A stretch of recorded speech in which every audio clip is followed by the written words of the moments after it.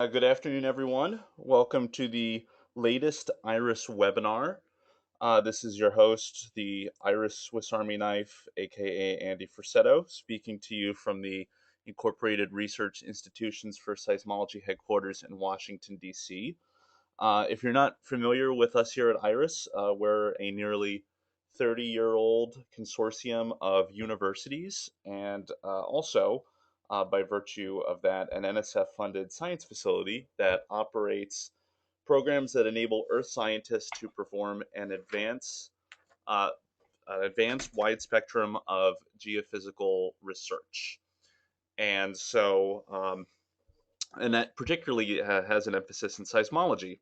So today's webinar is part of a series that's geared more towards professional development topics that are aimed at lowering the energy and knowledge barriers associated with careers in science, particularly academia.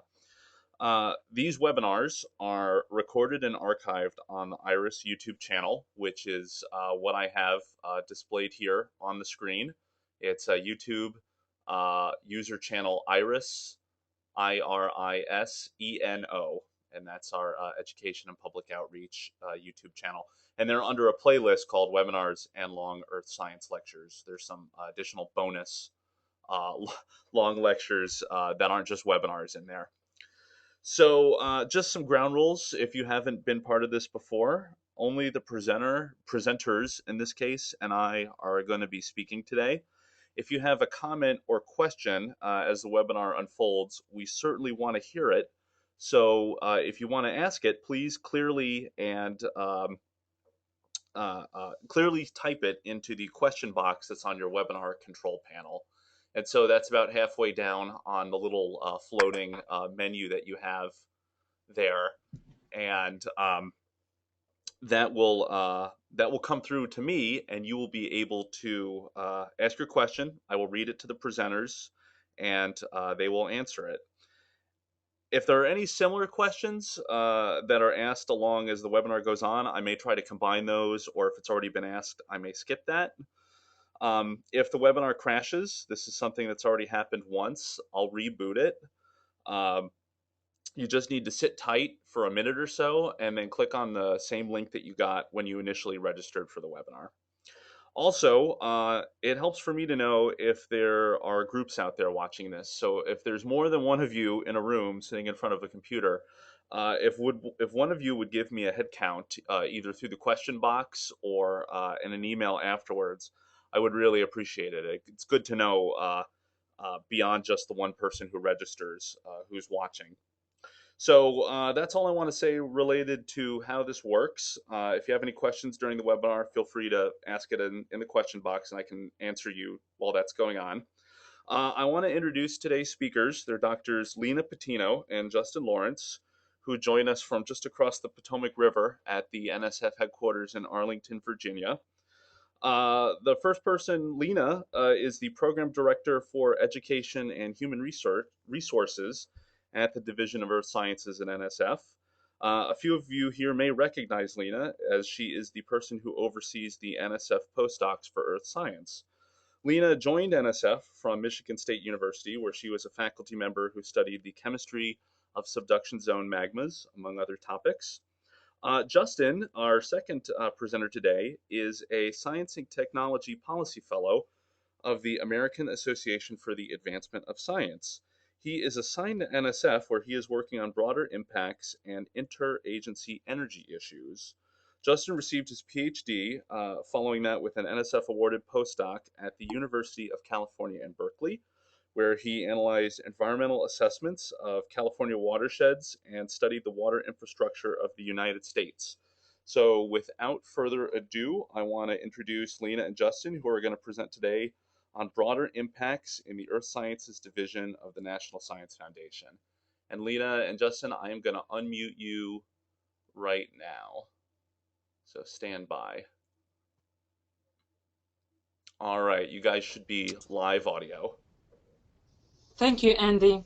And thank you very much for the introduction. Good afternoon. This is Lina Patino. As Andy indicated, I work at the National Science Foundation in the Division of Earth Sciences. And I'm very glad to be participating in this webinar this afternoon. In EAR, in the Division of Earth Sciences, we have been working on the broader impacts beyond the standard review of proposals and reports since 2009, but it was until 2013, under the leadership of the former division director, Dr. Wendy Harrison, that we began working in this issue in a more structured way, and with the human resources that we needed to really make an impact. So Justin Lawrence joined NSF in September of 2013, and he's going to be sharing with you what he has been working on regarding broader impacts in the Division of Earth Sciences. Thank you, Lina. I'm Justin Lawrence. I've been a AAAS Science and Technology Policy Fellow in the NSF Earth Sciences Division, EAR, since last September. And my primary role here has been to take a deep look into the broader impacts. Lina Patino has been my mentor on this project, and it's been a very exciting learning process for me, and I'm happy to have the opportunity to share some of what I've learned with you today. I recognize that in this presentation I'll be using some terminology that we use a lot at NSF, but that you may not be too familiar with, especially the acronyms. I think part of working with NSF means developing a functional knowledge of the NSF lingo. So if you're hearing a lot of new words or acronyms, try to tune in rather than tuning out, and hopefully by the end of the webinar today, you'll have a greater sense of clarity. So Justin, I'm going to send over screen control to you right now. Okay.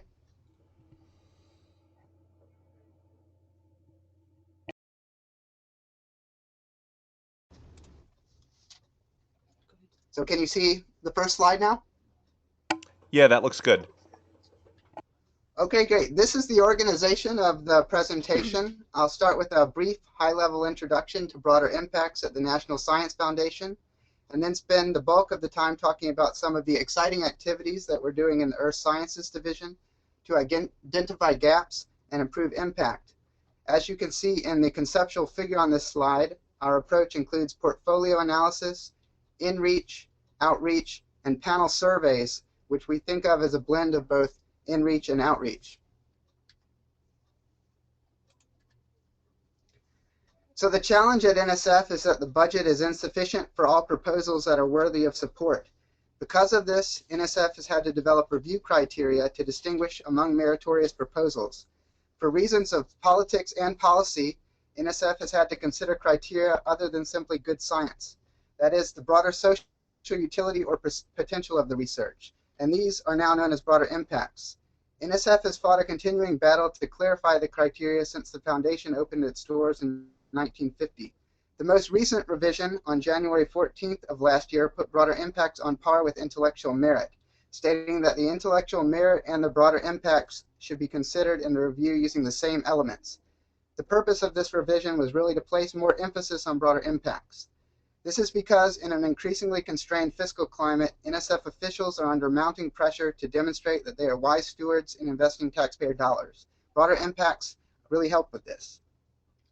So under the revised review principles described in this guide, with the cover shown here on the right, the reviewers are asked to address what is the potential for the proposed activity to advance knowledge and understanding within its own fields or across different fields. That's intellectual merit. And also, how does it benefit society or advance specific desired societal outcomes? That's broader impacts. And for both intellectual merit and broader impacts, they are asked, to what extent do the proposed activities suggest and explore creative, original, or potentially transformative concepts?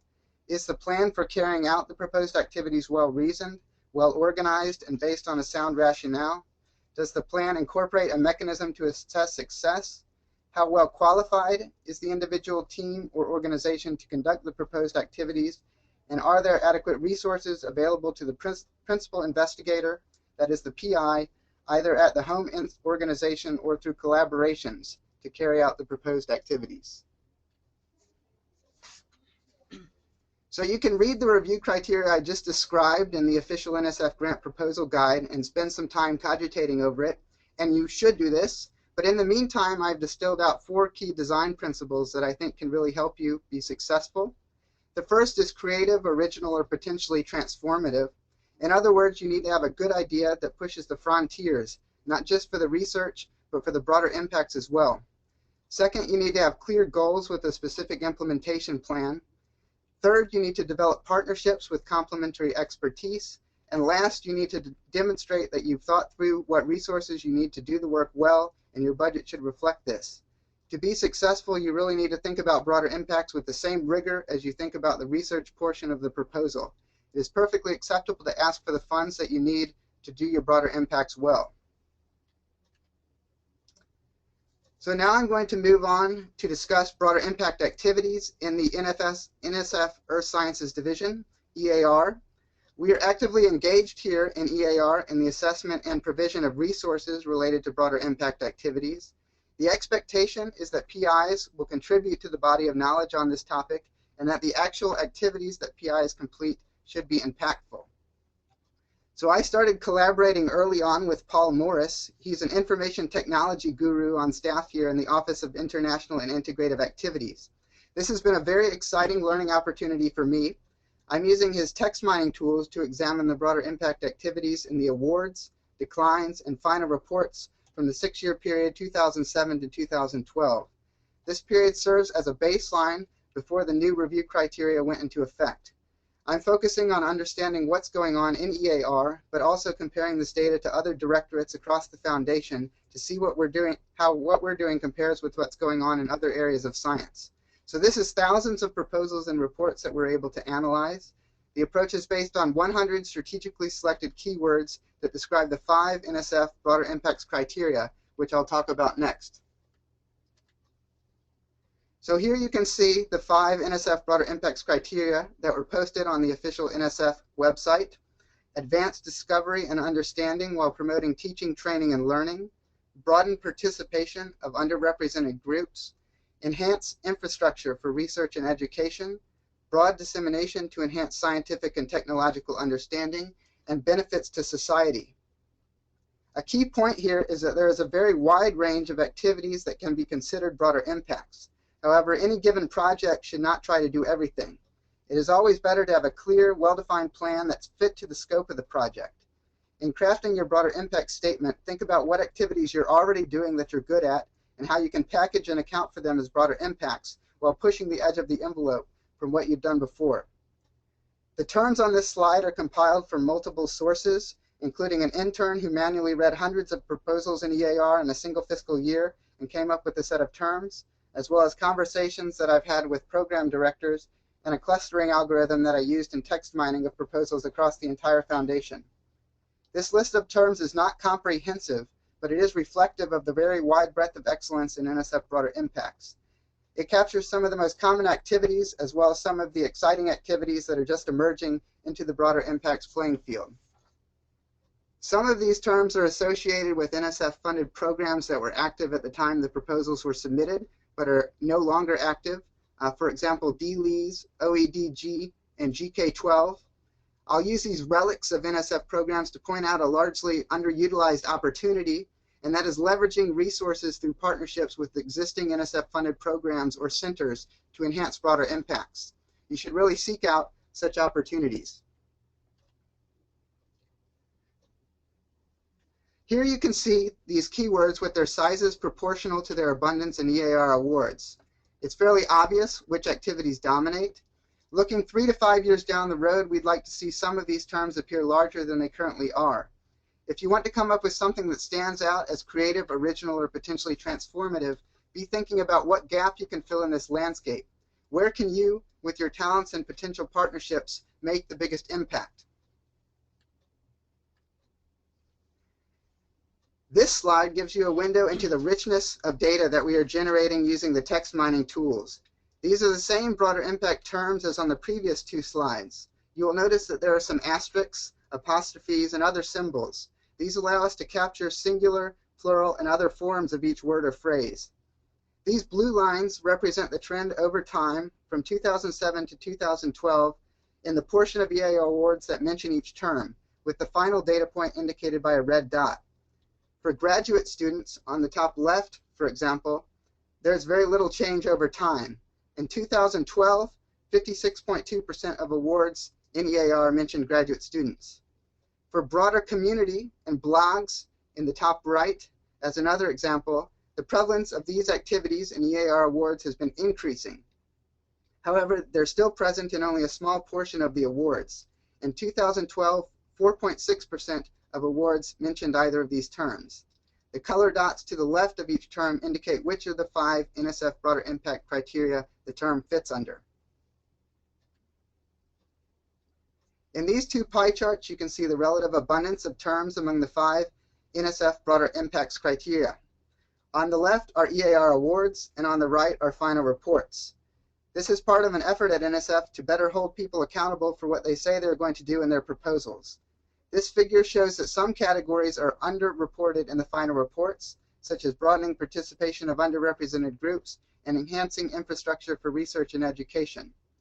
However, a confounding factor with this is that NSF has a standard form for the final reports that specifically asks PIs to report on personnel, which includes undergraduate students, graduate students, and postdocs. This could partly explain the relatively higher final reporting in the teaching, training, and learning category. So now I'll discuss the surveys on broader impacts that we're giving out to people who serve on review panels in the Earth Sciences Division. These surveys are both to better inform ourselves in NSF of the community's needs and also to better inform the community of NSF's expectations for broader impacts. This is why we show panel surveys on this slide in 2 colors, as a blend of both in-reach and outreach. A 10-question panelist survey was conducted in the panels for EAR's 7 core programs in spring 2013. The programs are tectonics, geophysics, petrology and geochemistry, hydrologic sciences, sedimentary geology and paleontology, geomorphology and land use dynamics, and geobiology and low temperature geochemistry. One of the questions related to what NSF can do better. The panelists said NSF should clarify expectations, conduct workshops or webinars, provide examples, and provide explicit funding for broader impacts.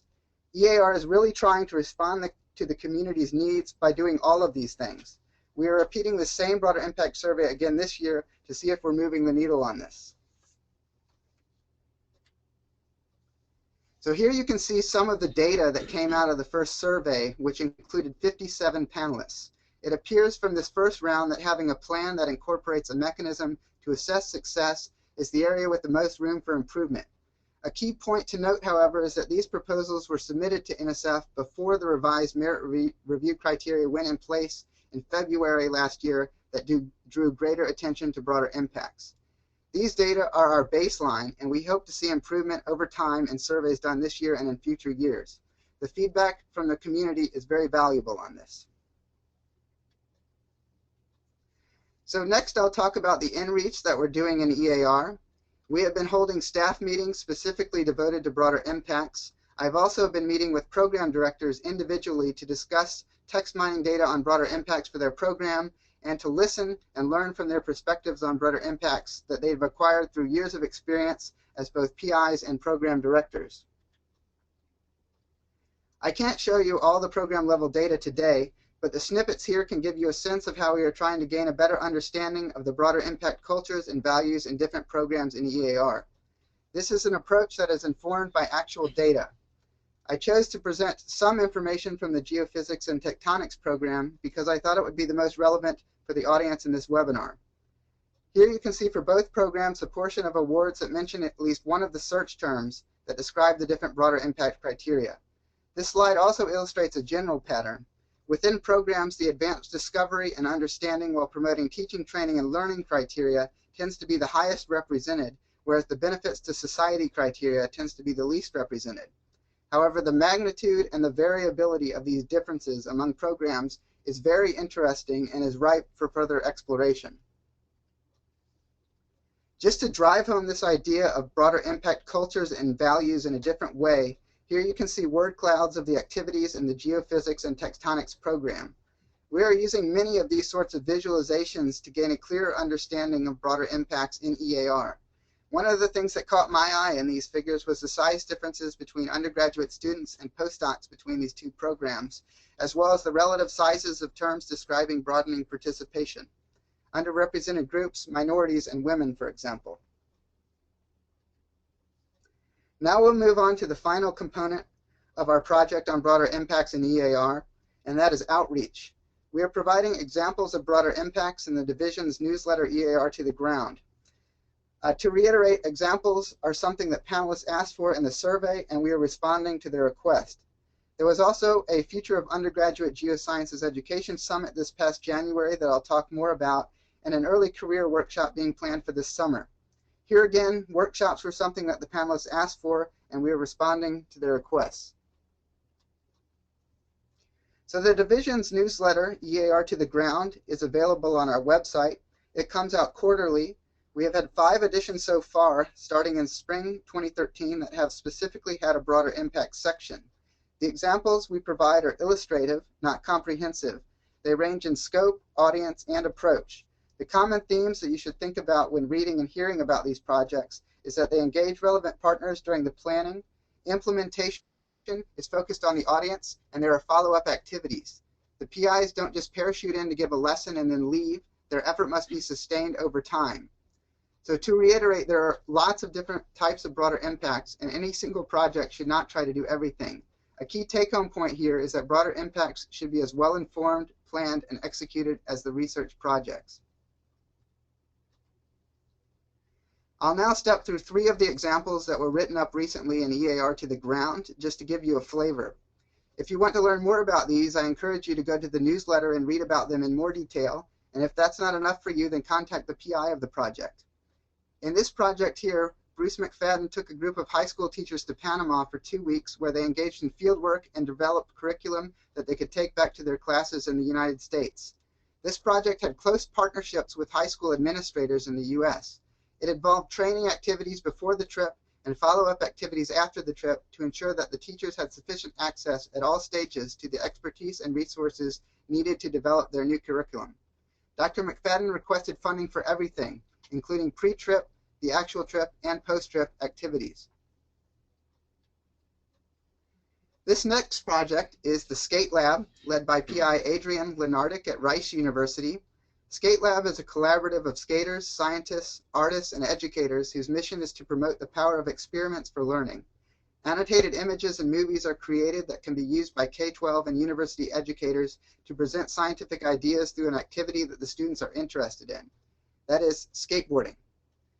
They are also creating sports teaching modules about the physics of skateboarding for these educators to use. The relevant partners are engaged, including videographer and photographer Rob Gardner of Sony Pictures and William Church of the White Mountain Center of Applied Science. William is an award-winning high school teacher who has helped the PI link to the K-12 community. The PI and his team have been doing live events and experiments to develop the materials and at the same time let children from K-12 partake. Appropriate follow-up activities are in place to ensure sustained success. In this creative broader impact project, Dr. Nigel Hughes, in partnership with the Geological Society of India, published a children's book that he wrote called Monisha and the Stone Forest. It's written on the subject of fossilization and understanding life in the past. The story describes the quest and adventures of Monisha, a young teenage girl from rural West Bengal, India, to unravel the truth of fossilized stones. Through a process of rational observation, that is, the scientific method, Monisha eventually finds the answer to how these trees turn into stone. Undergraduate students accompanied Dr. Hughes to India, where they helped distribute the book and gave educational presentations in the local Bengali language. This activity benefits society through its international collaboration, promoting the scientific method and the high-quality mentorship of 2 undergraduate students.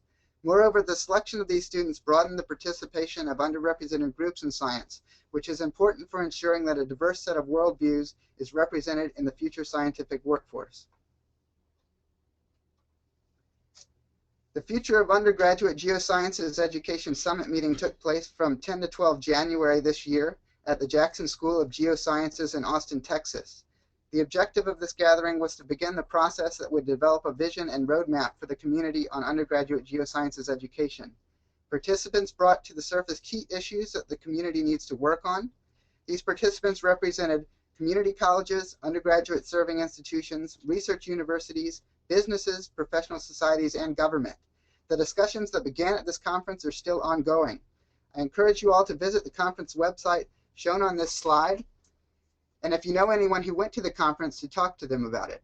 Also, some of the conference participants will be giving presentations on this at the AGU and GSA meetings, so look for them there. So the objective of this early career workshop that is in the works is to promote networking among 30 to 40 early career geoscience investigators, further develop the vision for future geoscience education from the perspective of young people, and raise awareness of existing broader impact resources and efforts of high quality. If you're interested in this workshop, keep your ears and eyes open for more details, and you can get in touch with Lina about it if you don't hear or see anything within the next couple months. The Planning Committee is aiming to hold this workshop this August here at NSF headquarters. So here I wanted to point out the fact that there are a lot of great resources out there to help you with your broader impacts. This is not a complete list. I'm sure there are a lot of other great resources that are not on this list. Nonetheless, these are some good ones that can get you off on the right foot. I won't go into the specifics of any of them because I want to allow time at the end for questions, but they all have websites, and I encourage you to visit them and explore the great things they have to offer. So I'd like to end with the message that broader impacts are an issue of highest priority at the National Science Foundation. When I started my fellowship here at NSF last September, this message came through loud and clear in a meeting that I and the other fellows had with the then acting director, Dr. Cora Merritt. I attended a broader impacts conference last week, and the new director, Dr. France Cordova, really drove home this point as well. In fact, she chose to give her first public speech as NSF director on the topic of broader impacts. I think this says something about the direction the foundation is moving. The second point here is just another way of restating what I've been saying all along. You need to think about your broader impacts with the same rigor that you think about your research. It can't just be an add-on that you toss in at the last minute. There is a culture of this way of thinking at some institutions. Some faculty say, I've gotten funded in the past just by doing good science. Why should I change now? The response is that it's more competitive now. The landscape has changed and more emphasis is placed on broader impacts. It's already the case that broader impacts can really be the deciding factor between two projects that both have excellent science. I've seen this happen multiple times in review panels. Finally, broader impacts is really a chance for you to think about what it is that drew you into science in the first place and to share that joy with others. It can be a way to combine your research with your other interests, such as art or music, in new and exciting ways. Take pride in these activities and enjoy them. Thank you for your attention. Lina and I are now available to take your questions. All right, thanks a lot, guys. There's a couple questions queued up so far. I'm going to start with a kind of a quick question from Shelley Olds. She asks if there's time. She would like to know a little more detail about how the text mining and analysis worked, like such as if those tools had names, what are they called? So there's an effort going on in NSF now to modernize the whole system, and it sort of works similar to Google in that you can put in a keyword and it'll search through the entire database. I can put in any of those key terms and it'll bring up the total number of proposals in the database that mention that term. And I can search on a particular division, for example, in the Earth Sciences division, or I can search across the entire foundation, and it sort of works the same way. All right, so next question is kind of a loaded question. So I think I'll ask it all at once, and then if we need to break it down into different parts, we can. The question is from Katie Cooper, and she asks, broader impact, well, it starts with a comment. Broader impacts are clearly important and worthwhile to spend time on. However, universities do not reward PIs for spending time on such activities. So the first question is, how can NSF help change this culture of expectations?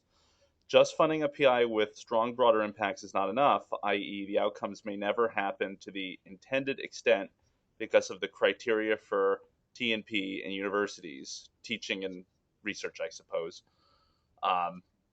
So why don't I just leave it at that? So this is Lina Patino, and I will take this one. The way NSF is, we understand that the reward system is an impediment, or it may not be there to encourage people to really spend the time and the resources in the broader impact.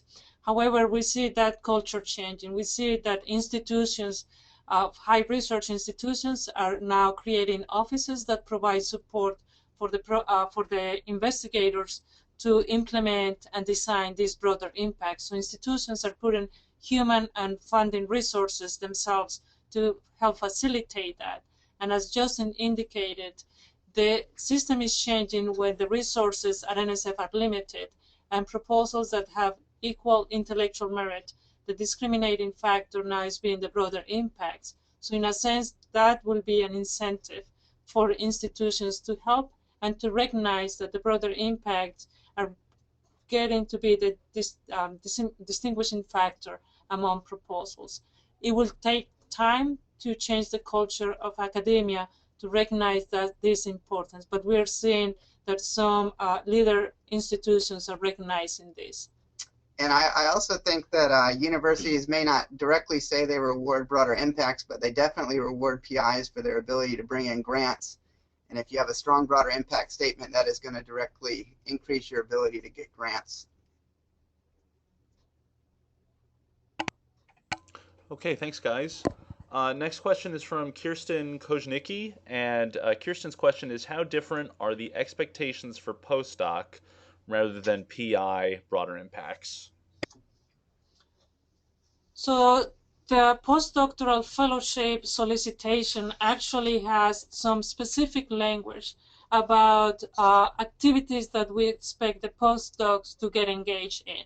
So we are even more specific about that. And what we are trying to do is also provide a formal framework for the earlier investigators to develop other activities beyond research. So we'll be communicating, it will be mentoring, depending on what the institution has. So I will say that the expectations are higher in the sense that the solicitation is specific about what we want the postdoc fellows to do. Postdocs on regular research grants will have the similar expectation as established PIs. And I'll just chime in that I was an NSF-funded postdoc, and some of the broader impact activities that I participated in during my postdoc were some of the most rewarding and meaningful things for me during that time. All right, thank you. Next question is from Sharon Gale, and she asks, in my experience, reviewer comments vary widely about a proposal's broader impacts, and there seems to be little common ground. How should a PI interpret these? Yes. What we're trying to do at NSF is providing specific guidelines to reviewers that they should be addressing both criteria, the same for panelists and panel summaries. So again, it's culture change. We see that as the people that are more had engaged more in the broader impacts and really see the value of this, they comment on both criteria.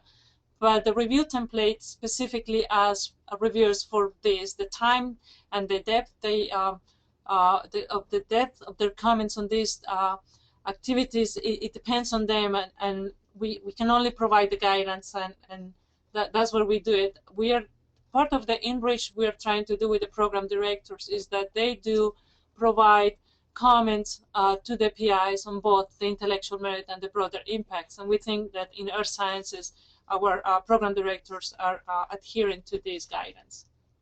And as I mentioned throughout the presentation today, I am doing a lot of in-reach with all of the program directors individually, showing them all the same data and discussing what it might mean for their program. So hopefully we're all learning from this and we'll get better at it. If there are suggestions on how we can be more, have a greater impact with the reviewer community, we'll be glad to hear those inputs. Kind of a related question to the previous one is from Jim Evand, and Jim asks, as a reviewer, we are now asked to evaluate, quote, how well will proposed BI accomplish blank or work, end quote. Many of us are not really qualified to evaluate impacts of human-based outcomes. How can we change or help reviewers and reviewees address the issues of measuring impact? So accessing the success, the potential success of some of the broader impact activities can be a little bit tricky, and we all not have the expertise on this. but I think all of us will be able to evaluate the proposed plan. Is the plan clear to you? Can you see a clear path on how the PI is going to be implementing the idea? Do they have the right people on board that will help them with the implementation? Do they have the resources? Or are they trying to do everything in the kitchen sink and they are not focused enough? So evaluating from that perspective will be valuable input to the PIs.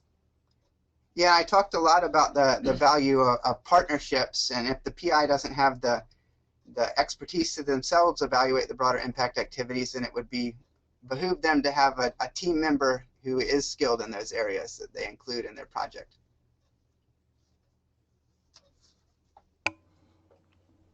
All right, great. There's a follow-up comment from Katie Cooper in response to the feedback that she got to her first question, and she just says, "I think it would be worthwhile if NSF program directors or division directors, etc., spoke with deans and university presidents / provosts to really hit home the value of broader impacts."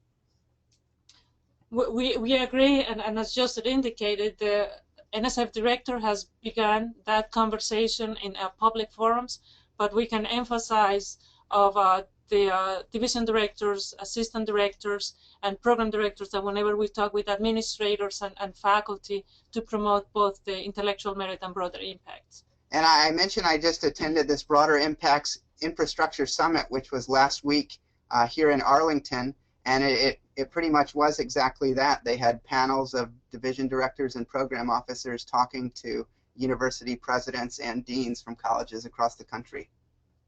But we need to do more of that.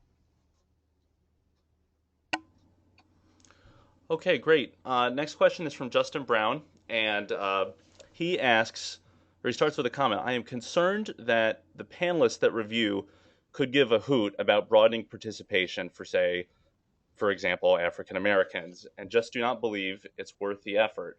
I know this firsthand from a review of my NSF postdoc. How do I sell my proposal about underrepresented groups to a potential panel of, as he says, old white men?"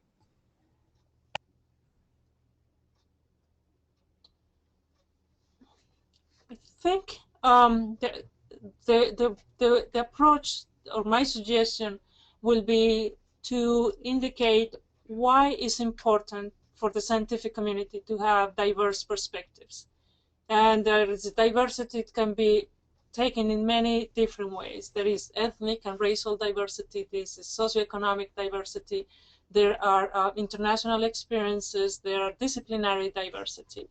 So why is it important for the scientific community to engage with the people with different groups? And it has been documented by social scientists, for example, that when you have teams that have diverse backgrounds, so people that graduated from different types of institutions, people that grew up in different parts of the country, people that grew up in different households, when you put those teams, diverse teams together, and you give them a task, and then you have another team with the same task, but that is more homogeneous. Everybody attended the same type of institutions, they grew up in similar environments. They come up with, all of the two groups come up with solutions, but the solutions are more creative and more innovative in the more diverse team.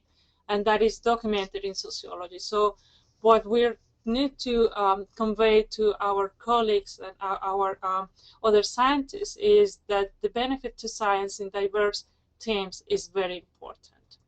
I'll also point out that NSF program officers put a lot of effort into selecting panelists who are themselves very diverse, not just ethnically and socially, but also different age levels, from assistant professors all on up to full professors. So it would be extremely rare, I think, that it would just be a group of old white males reviewing a proposal, at least from what I've seen while I've been here. All right, well, I appreciate your response to that one. So I'm out of questions that are in the question box. Maybe we'll give it another minute if people want to add additional comments or questions to what's already been asked.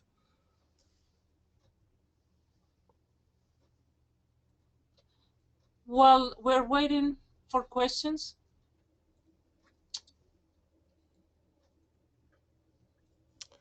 So Katie has another question. Will this information be published somewhere? So the plan that we have is that Justin is going to hit the conference route this fall and be giving presentations at GSA, AGU, and other venues. That's the approach we're taking. We're also looking at maybe writing it up in some scientific journals that are of general interest, like EOS and other similar type of journals, of publications. I take the opportunity also to ask those who attended the webinar, if you have ideas on how to do outreach, on other questions that we should be looking at, please let us know, because Justin is going to be in the Division of Earth Sciences for 1 more year. So we will really have the time to start that culture change and start building some of these practices for all of us, our community. Yeah, I would agree. My contact information is on the last slide. Please don't be shy. You can send me an email and we can communicate over email or talk on the phone if you prefer.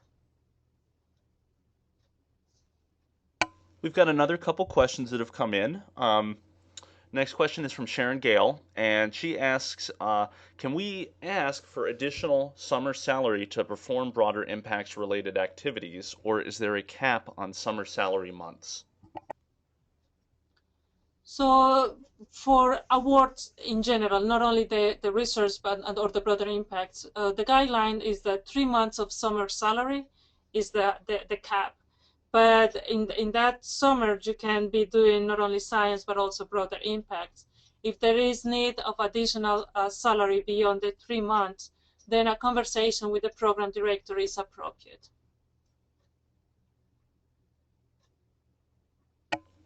All right, next question is from Sarah Roski, and Sarah asks, could the speakers elaborate on how to best ask for funding to broader impacts? Should it be in a separate section of the budget to highlight it? So it should be within the budget section, right? So if you're asking for, you're going to engage teachers, for example, then you will be asking for maybe stipend for them, maybe travel funds for them. Usually when you have teachers or undergraduate students and they're going to be involved in the research, they will be in the participant category. So you can put them in the regular categories. If you need materials, you will need materials for your science, but then you will need materials for the broader impact. So you can weave it as part of the project. You don't want to give the perception that you have one project that is the intellectual merit and another project that is the broader impact. This should be an integrated project, and then you can integrate both parts. Remember also that in the summary of the proposal, now you have 2 boxes that must be filled. One addresses the intellectual merit and the other one addresses the broader impacts. But you should not just leave the information on the broader impacts in the summary as that's enough. The good, broad, successful proposals will have in the project, in the proposal project, in the 15 pages, they will explain the broader impacts, the activities. Now, you don't want to take 10 pages to do the broader impacts and then 5 pages to do the intellectual merit. You want to have a good balance. So the successful proposals really seem that is one project that has these 2 components, and then it's a natural read in the proposal. Yeah, I mentioned that the broader impact should be really embedded within the proposal or infused throughout it rather than as an add-on tacked on at the end. I have a technical question from Jennifer Saltzman. She was curious if the slides that you all presented today would be available for her to share with her colleagues. I pointed out to Jennifer that this is going to be posted on YouTube, but I was curious, are the slides available? Well, so I had assumed they were going to be available to the attendees. I don't know, Andy, what mechanism do you have to disseminate them? Yeah, I can certainly give you a copy, whether you want to post it on the website or I can email it to people individually. Yeah, I'd be happy. We could find a place to host the slides once the webinar is uploaded. So if you want to send me a copy of that, I could enable that. Okay, will do. Cool, thank you. Um, So there's a comment from Jim Evans. Jim says, uh, in reference to some of the culture change for academia, to get that change started, the aim should be to write up um, articles on this in either EOS or GSA Today. Yes, we have a plan to do so. Yes, next summer is what we're shooting for. Great. Next question is from Justin Brown, and he asks, can our broader impacts be renewed on a long-term basis? As much as a proposal can be renewed on a long-term basis, right?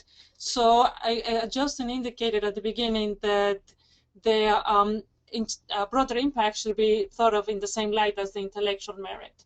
So if you have an exciting activity that you have been doing as broader impacts and then you're submitting another proposal, probably the intellectual merit has evolved and you're not going to be requesting funds for exactly the same activity, right?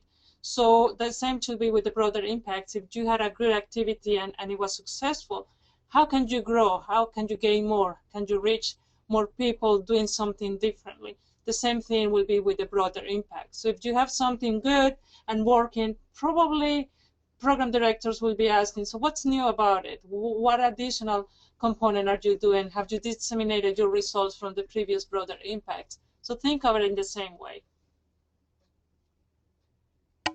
All right. We have a question from Mary Leach, and she asks, is there any mechanism at NSF to release time from teaching to accomplish proposed broader impacts?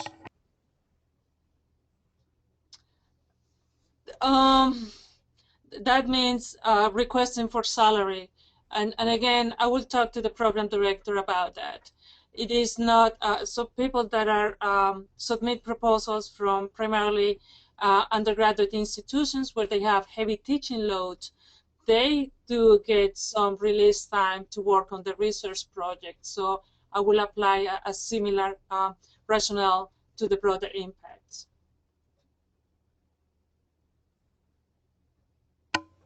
All right, there's a question from Alexa Van Eaton, and she asks, it would be useful to see more successful examples of broader impacts highlighted, especially creative or interesting examples.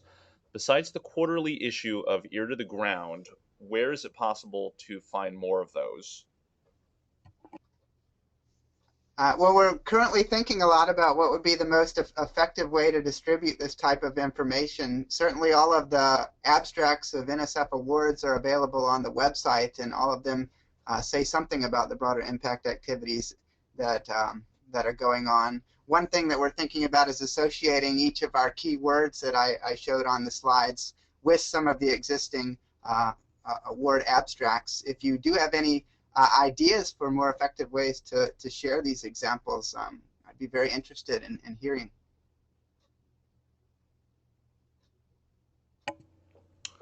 All right, great. Alexa Van Eaton responds, Twitter would be perhaps one potential forum for that.